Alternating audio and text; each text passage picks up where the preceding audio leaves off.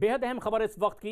इस वक्त बजट सत्र पर एक अहम बैठक हो रही है। प्रधानमंत्री मोदी वीडियो कॉन्फ्रेंसिंग के जरिए इस बैठक से जुड़ रहे हैं और इस बैठक में बजट सत्र के दौरान कार्रवाई पर भी चर्चा होने की उम्मीद की जा रही है। ये पहला मौका है जब बजट सत्र शुरू होने से के बाद में बजट सत्र पर सर्वदलीय बैठक हो रही है, जबकि बजट सत्र शुरू हो चुका है। प्रधानमंत्री मोदी वीडियो कॉन्फ्रेंसिंग के जरिए यहां जुड़ने वाले हैं और ये एक बेहद अहम बैठक भी मानी जा रही है। अनुराग ढांडा हमारे सहयोगी इस वक्त हमसे सीधे जुड़ रहे हैं। अनुराग, ये बेहद आश्चर्यजनक भी है, बजट सत्र शुरू हो चुका है, उसके बाद ये बैठक आयोजित की जा रही है। किस मायने में ये अहम और क्या उम्मीद की जा रही है?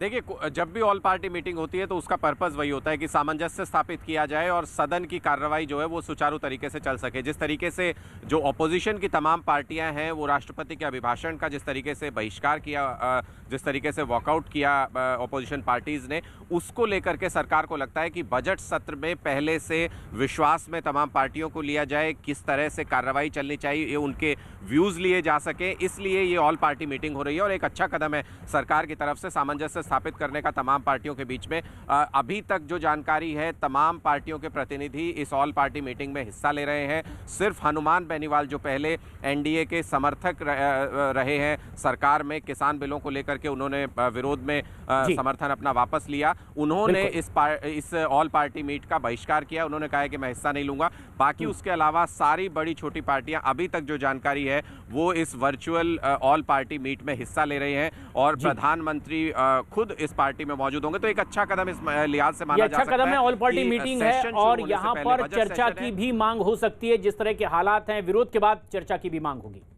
लेकिन अब बात दिल्ली में इजराइल दूतावास के बाहर हुए बड़ धमाके की।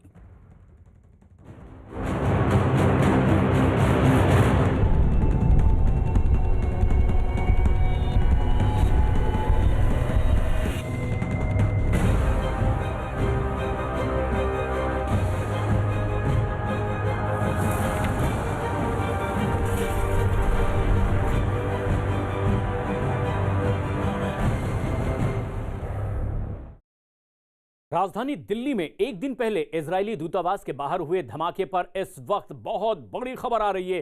धमाके से जुड़ा एक लेटर मिलने के बाद अब दिल्ली पुलिस अलर्ट हो गई है, क्योंकि चिट्ठी में ईरान के कुछ नेताओं के नाम का भी जिक्र होने की खबर आई है। और इसके बाद दिल्ली पुलिस ने भारत में विदेश से आने वाले लोगों पर नजर रखने वाली संस्था FRRO के पिछले कुछ दिनों में भारत आए ईरान के तमाम नागरिकों की जानकारी मांगी है। इसके साथ ही साथ पिछले काफी वक्त से भारत में रह रहे ईरान के नागरिकों की भी लिस्ट मांगी गई है और दिल्ली के आसपास उनके मूवमेंट की पूरी जानकारी अब तलब की गई है। ऐसे में जबकि उस लेटर में ईरान के कुछ नामों का जिक्र किया गया था, अब जानकारी मांगी गई है FRRO से, जहां पर कि विदेश से आने वाले लोगों का नाम पंजीकृत होता है, रजिस्टर्ड होता है। अब यह लिस्ट मांगी गई है कि पिछले दिनों ईरान से कितने लोग आए थे, खासतौर पर इस दिल्ली के इलाके में कितने ईरानियों की मूवमेंट हुई थी। ये पूरी जानकारी भी अब तलाशी जा रही है, क्योंकि जो सबूत मिले हैं उसमें कुछ और संकेत भी दिए हैं। इजरायली दूतावास के पास हुए धमाके के बाद अब दिल्ली में सभी दूतावासों की सुरक्षा और बढ़ा दी गई है। मुंबई में इजरायली कॉन्सुलेट की सुरक्षा कड़ी कर दी गई है। वहां पर अब क्विक रिस्पांस टीम भी तैनात कर दी गई है। और इतना ही नहीं, देश भर में मंदिरों और दूसरे धार्मिक स्थलों की भी सुरक्षा बढ़ा दी गई है। हवाई अड्डों पर भी अब CISF को आने जाने वालों पर और कड़ी नजर रखने के निर्देश दे दिए गए हैं।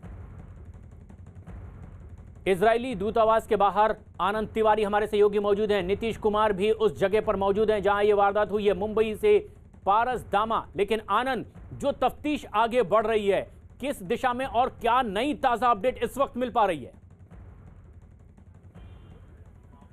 देखिए प्रशांत, स्पेशल सेल ने करीबन 12 टीमें बनाई हैं जिन्हें अलग अलग टास्क सौंपा गया है। एक टीम जो है वो डम डाटा कलेक्ट करेगी, एक टीम जो है वो पूरे रूट का रिक्रिएशन करेगी और उसके लिए यहाँ पर बाकायदा स्पेशल सेल की टीम पहुंची थी। एक टीम को टास्क दिया गया है कि जितनी भी गाड़ियों की मूवमेंट यहाँ पर हुई थी उनकी CDR निकाली जाए, उन गाड़ियों के नंबर प्लेट के आधार पर उन लोगों से पूछताछ की जाए कि किन किन लोगों का मूवमेंट यहाँ पर हुआ था। इसके अलावा एक टीम जो है वो इलेक्ट्रॉनिक सर्विलांस का काम कर रही है।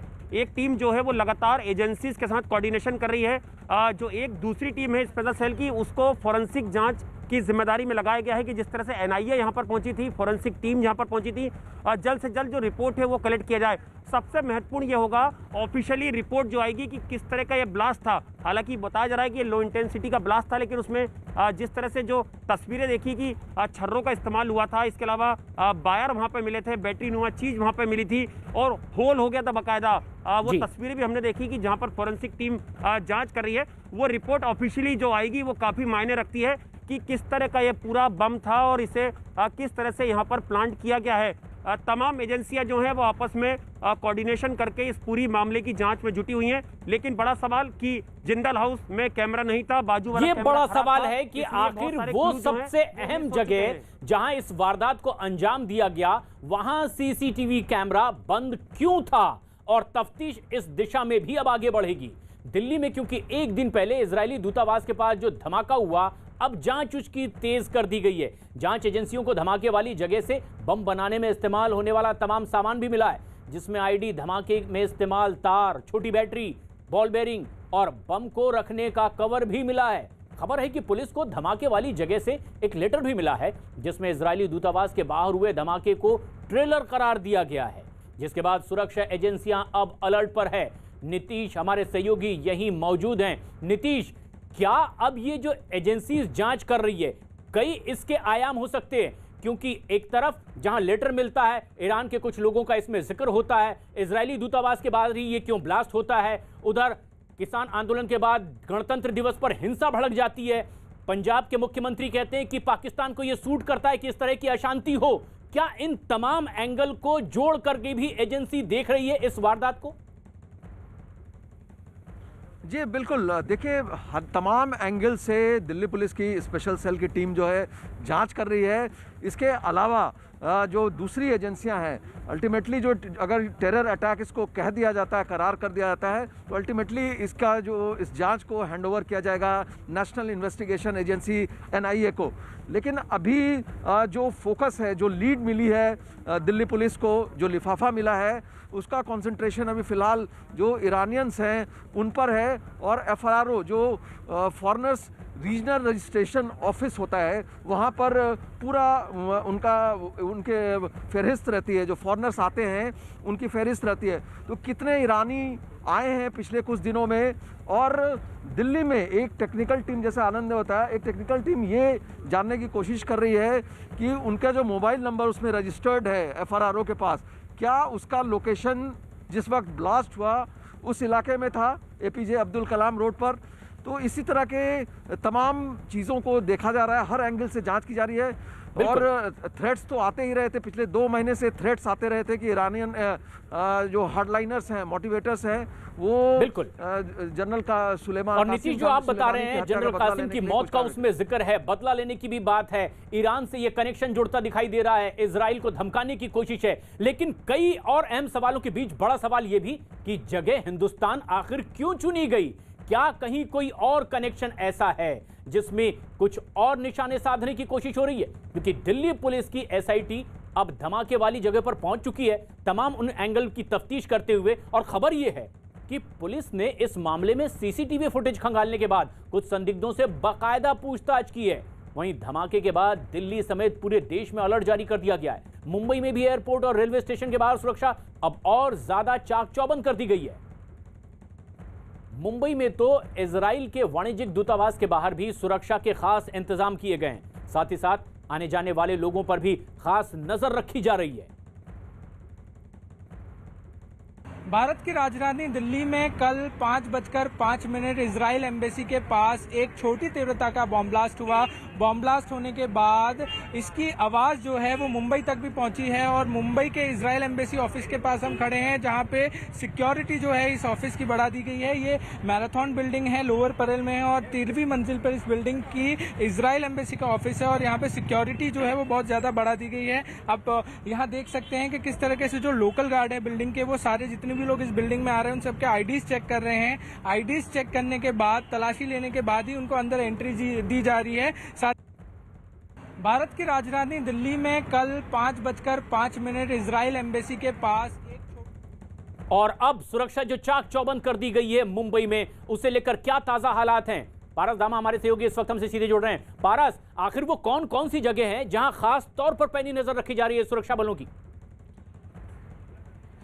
प्रशांत जी, जैसे कि हम अभी खड़े हैं यहाँ पे, ये दूतावास का बिल्डिंग है, मैराथन बिल्डिंग कहा जाता है। यहाँ तो जो है सिक्योरिटी बहुत ज़्यादा है ही, साथ ही साथ हमने सुबह आपको ताज़ा तस्वीरें भी दिखाई थी जहाँ पे हवाई अड्डा और CST स्टेशन था, और साथ ही साथ जो वेस्टर्न एक्सप्रेस हाईवे था वहाँ भी जो है मुंबई पुलिस एकदम अलर्ट पे है। हर जगह जो है वो सिक्योरिटी बढ़ा दी गई है, और साथ ही साथ जो है कुछ सेंसिटिव पॉइंट्स हैं मुंबई में जहाँ पे जो है टारगेट रहता है हमेशा, वहाँ भी सिक्योरिटी बढ़ाने के पूरे बंदोबस्त कर लिए गए हैं। जैसे सिद्धिविनायक मंदिर है, इंडिया गेट है, साथ ही साथ ताज होटल है, इन सारी जगहों पे जो है वो सिक्योरिटी बढ़ाने की पूरी चौकसी रखी जा रही है और पूरी जो बंदोबस्त कर लिया गया है।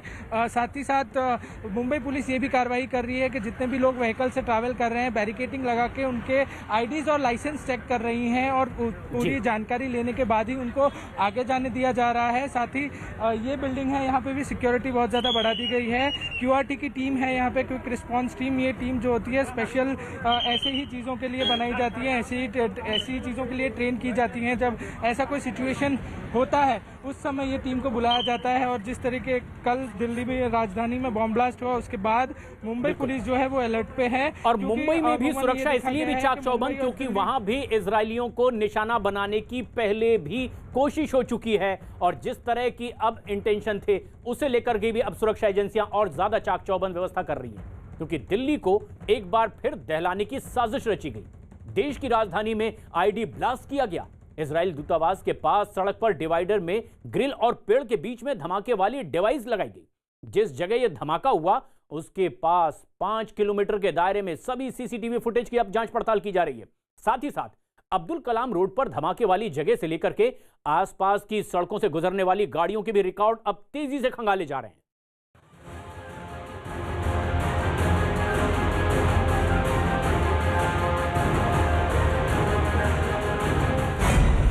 दिल्ली में IED ब्लास्ट, इजराइल एम्बेसी के पास धमाका,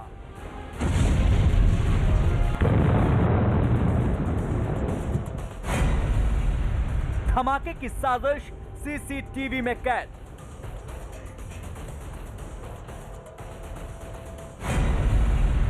गृह मंत्री ने ब्लास्ट पर मांगी रिपोर्ट। कई स्पेशल टीम जांच में जुटी।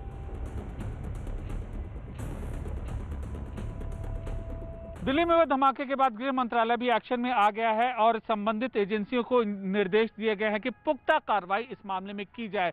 और यहां पर गृह मंत्रालय में लगातार दिल्ली पुलिस से संपर्क जारी है। इससे पहले भी किसान आंदोलन के दौरान लगातार गृह मंत्रालय संपर्क में था, और अब ये जो घटना सामने आई है इसके बाद दिल्ली पुलिस कमिश्नर से बात की है गृह मंत्री ने, और इसके अलावा आला अधिकारी गृह मंत्रालय के हैं वो जांच कर रही टीम के संपर्क में है और उन्हें हर संभव मदद का भरोसा दिलाया। हालांकि शुरुआती स्तर पर ये एक लो इंटेंसिटी ब्लास्ट लग रहा है, लेकिन किन परिस्थितियों में हुआ और तह तक कैसे पहुंचा जाए, तमाम सुरक्षा एजेंसियों को निर्देश दिए गए कि दिल्ली पुलिस की वो पूरी मदद करें। इसमें IB, इसमें NIA शामिल है, और इसके अलावा जो इंटेलिजेंस यूनिट है वो भी शामिल है। दिल्ली में जिस वक्त बीटिंग द रिट्रीट का जश्न चल रहा था, उसी समय ये खबर मिली कि परेड वाली जगह यानी विजय चौक से सिर्फ 1.5 किलोमीटर दूर धमाका हुआ है।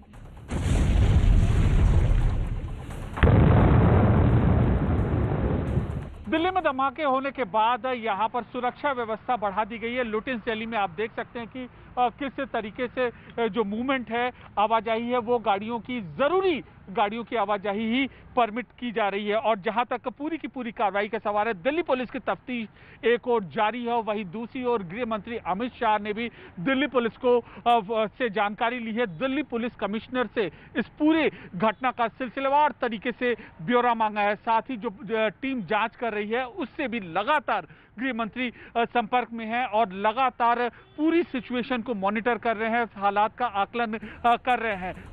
खबर पक्की थी, अब्दुल कलाम रोड पर इजराइल दूतावास के पास IED ब्लास्ट हुआ।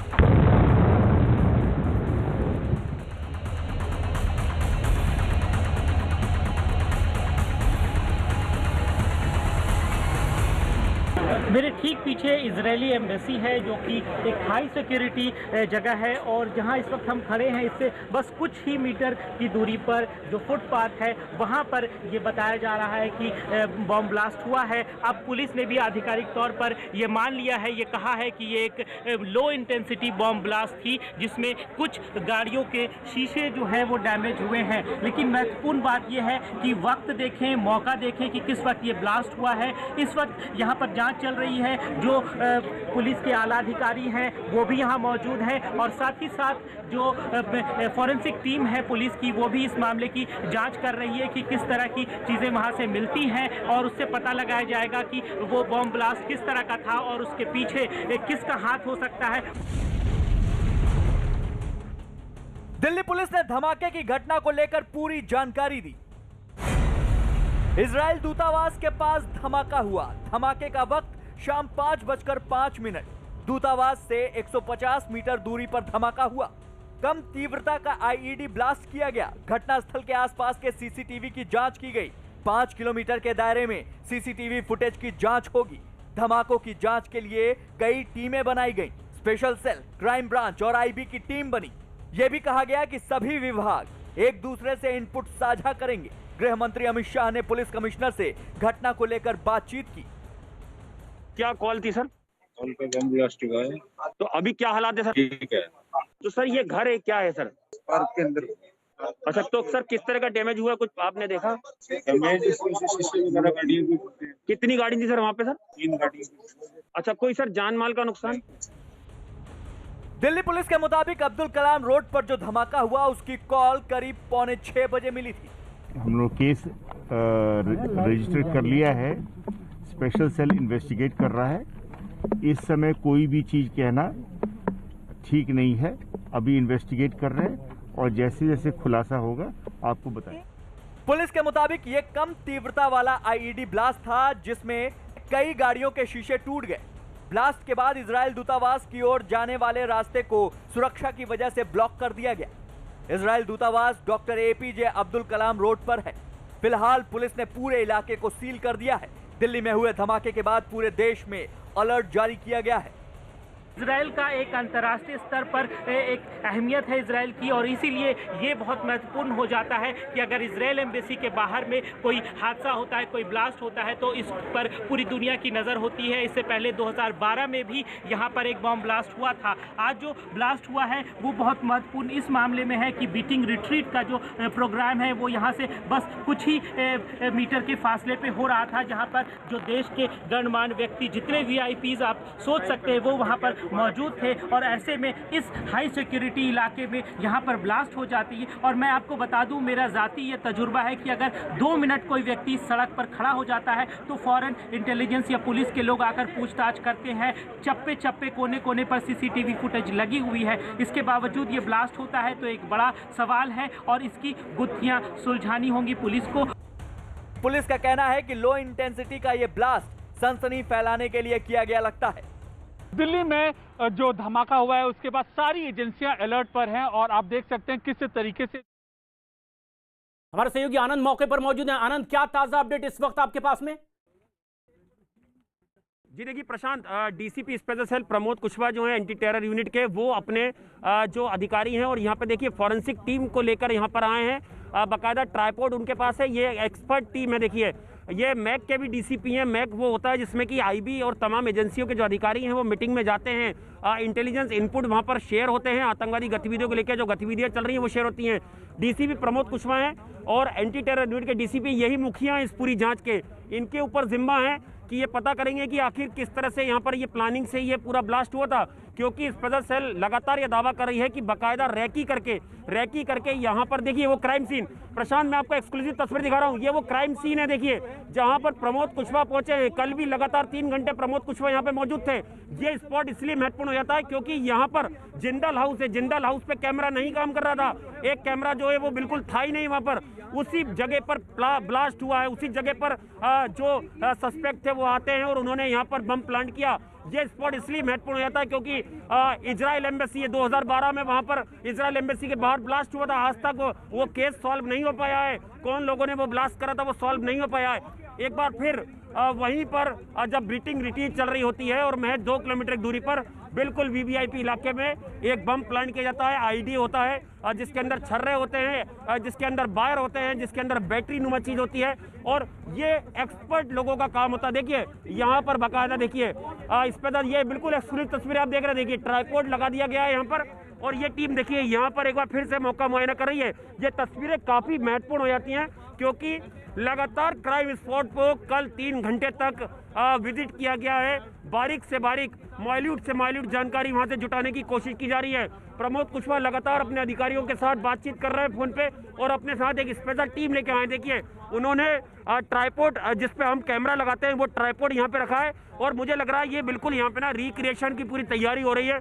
यहाँ पर पूरा नापा जाएगा पूरे एरिया को और जो एक उनकी जांच का दायरा होता है उस हिसाब से पूरी इन्वेस्टिगेशन जो है वो की जाएगी। ये सीधी तस्वीर हम आपको दिखा रहे हैं। यहाँ पर महत्वपूर्ण इसलिए हो जाता है क्योंकि प्रशांत यहाँ पर जिंदल हाउस पे कैमरा नहीं था और जिंदल हाउस के बाजू में जो कैमरा था वो कैमरा काम नहीं कर रहा था। बार बार हम इस बात पे जोर दे रहे हैं कि रेकी करके इस ब्लास्ट को अंजाम दिया गया। जो भी लोग थे उन्होंने प्लानिंग के तहत ये बम बनाया, ये बम को असेंबल किया और यहाँ पर प्लान किया। देखिए अपने साथ कुछ इलेक्ट्रॉनिक इक्विपमेंट लेके आए। देखिए ये यहाँ पर लग रहा है रिक्रिएशन होगा, इस पूरी घटना का रिक्रिएशन किया जाएगा कि कैसे घटना हुई थी।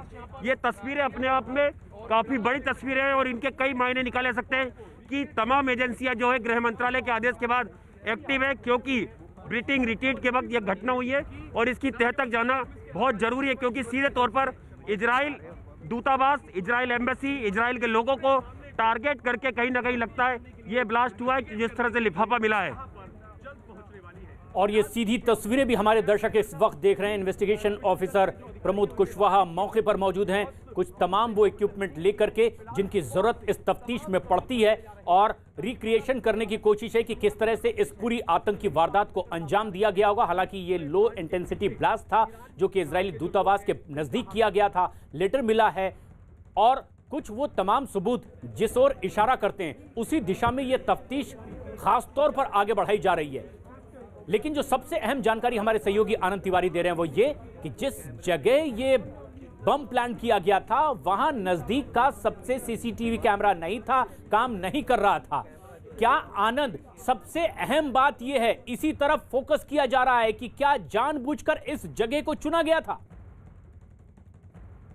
जी देखिए प्रशांत, हम लगातार ये इसलिए बता रहे हैं क्योंकि बिल्कुल रेकी करके प्लानिंग के साथ ये ब्लास्ट किया गया है। मेरा कैमरा पर्सन करम आपको एक बार फिर से वो जिंदल हाउस दिखाएंगे। देखिए व्हाइट कलर की ये बिल्डिंग है जहां पर 2 पुलिसकर्मी खड़े हैं, ठीक उसके पास का ये बंगला है। इस बंगले के ठीक सामने जो फुटपाथ है जहां पर कुछ पेड़ आपको लगे नजर आ रहे हैं और एक जाली नुमा चीज बनी हुई है, ठीक वहां पर ये बम प्लांट किया गया था और जब ये बम फटा तो 1 से 2 इंच का वहां पर होल हो गया। फॉरेंसिक टीम जब वहां पर पहुंची थी वो तस्वीर हमने दिखाई, कई छर्रे जो हैं, बड़ी तादाद में जो छर्रे हैं जो साइकिल के रिंग में इस्तेमाल होते हैं, बाल बेरिंग जिन्हें बोलते हैं, वो मिले हैं और तस्वीर हमने आपको दिखाई, वायर मिले हैं, बैटरी नुमा चीज मिली है।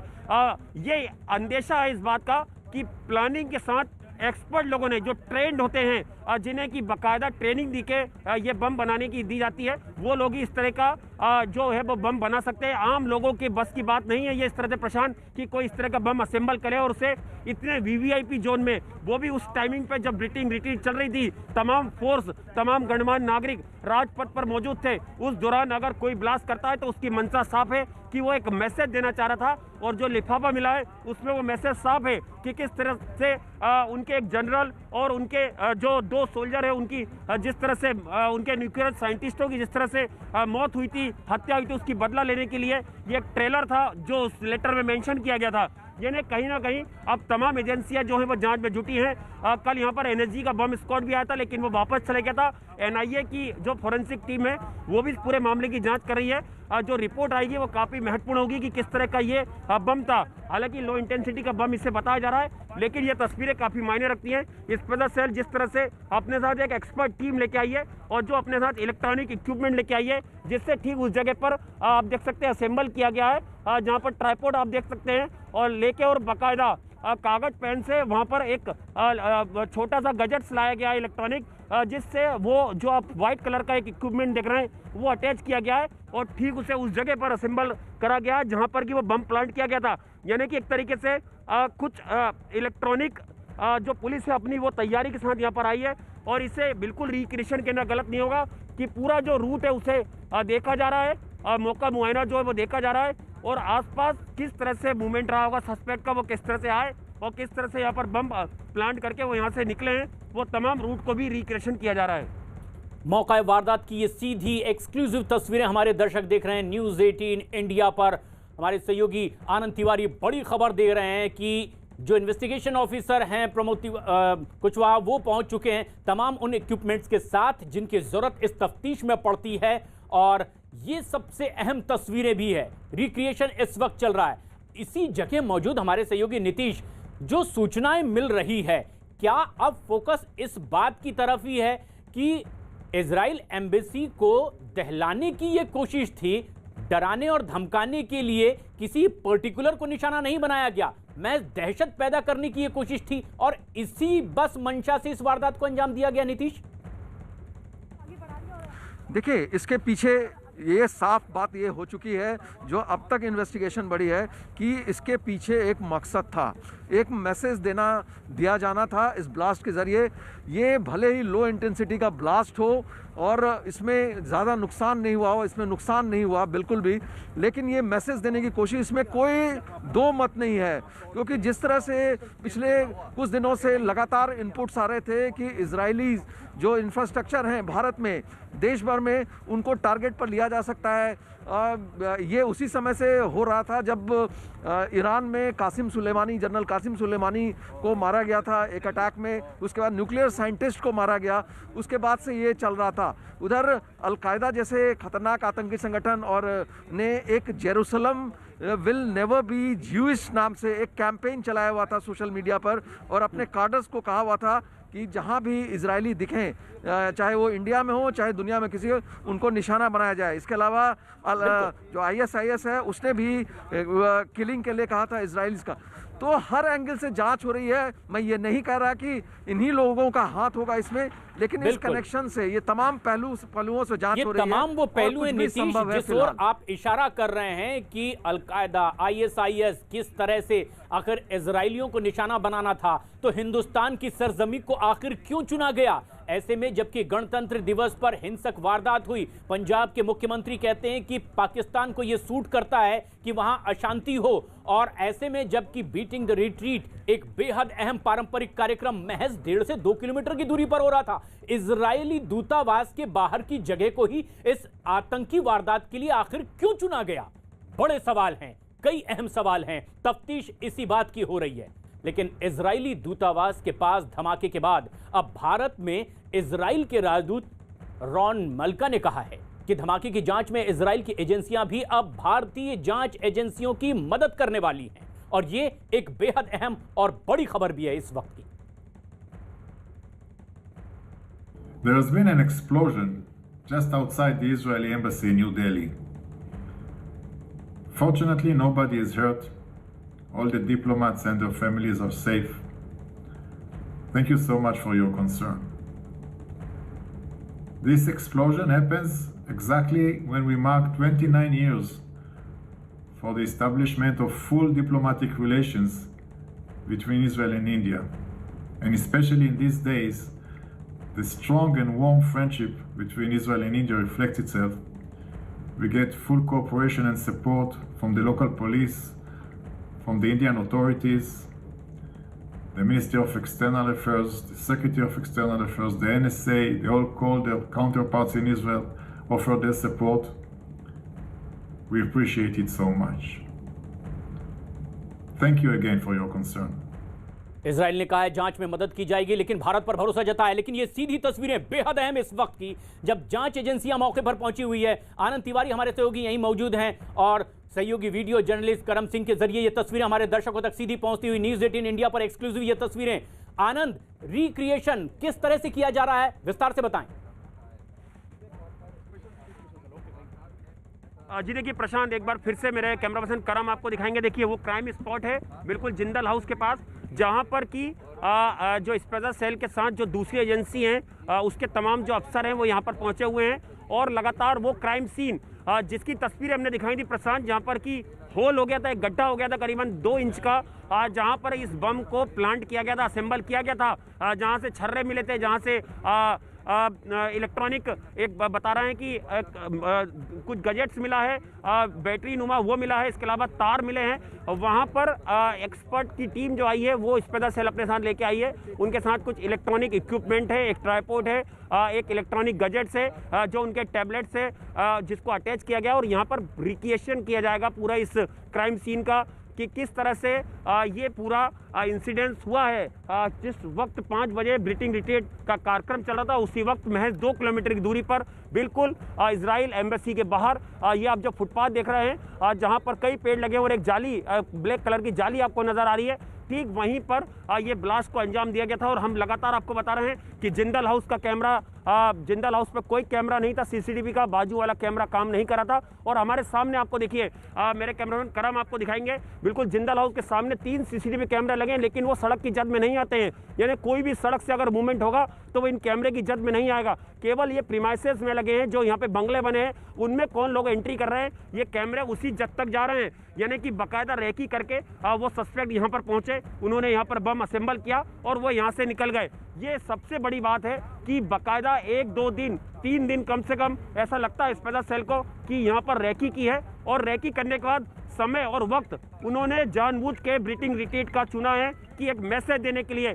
कि जब आपकी तमाम फोर्स लुटियंस में नई दिल्ली इलाके में मौजूद है उसी वक्त हम वहाँ पर ये ब्लास्ट कर सकते हैं। और ये मैसेज कहीं ना कहीं इजराइल एम्बेसी को देने के लिए, उस देश को देने के लिए किया गया है जिसका लगातार ईरान से झगड़ा चल रहा है। और जैसा हमारे सहयोगी नीतीश बता रहे थे कि आईएस का ये पैटर्न रहा है, ये कहना बिल्कुल गलत नहीं होगा कि इसके पीछे आईएस की साजिश हो सकती है, क्योंकि लगातार इंटेलिजेंस कवर कर रहे हैं नीतीश और उन्होंने बताया है कि आईएस इस तरह के जो ब्लास्ट है या इस प्लानिंग से, इस मॉड्यूल से लगातार आईएस जो है वो ब्लास्ट करता रहा है जगह जगह। और इस तरह की एक बड़ी साजिश जिसमें लेटर में लिखा गया कि ये तो महज ट्रेलर है, तो किस तरह की ये बड़ी साजिश की कोशिश हो सकती थी? नीतीश, जिस ओर आप इशारा कर रहे हैं, तफ्तीश आगे बढ़ रही है, इजरायली दूतावास को ही आखिर क्यों चुना गया यहां पर? लेटर क्या सिर्फ इनकी आपसी दुश्मनी की ओर इशारा करता है या 26 जनवरी के बाद बीटिंग रिट्रीट का यह कार्यक्रम और यहां जबकि 1.5 किलोमीटर की